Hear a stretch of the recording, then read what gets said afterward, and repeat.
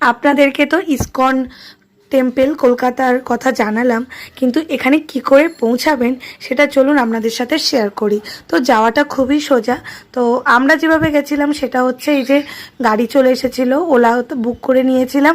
এখান থেকে আমরা সোজা গেছিলাম একদম মিন্টো পার্ক, যেখানে মন্দির, সেখানেই আমাদেরকে নামিয়ে দিয়েছিল।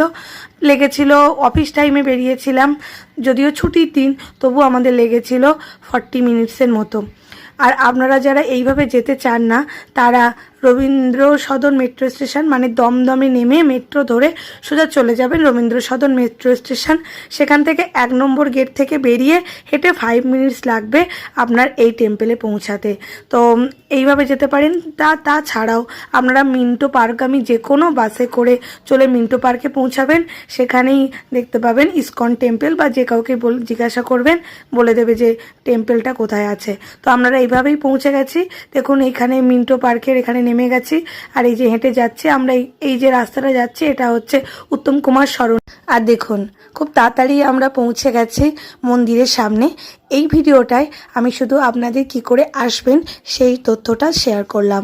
নেক্সট ভিডিওতে সমস্ত ডিটেলস আমি আপনাদের সাথে শেয়ার করব।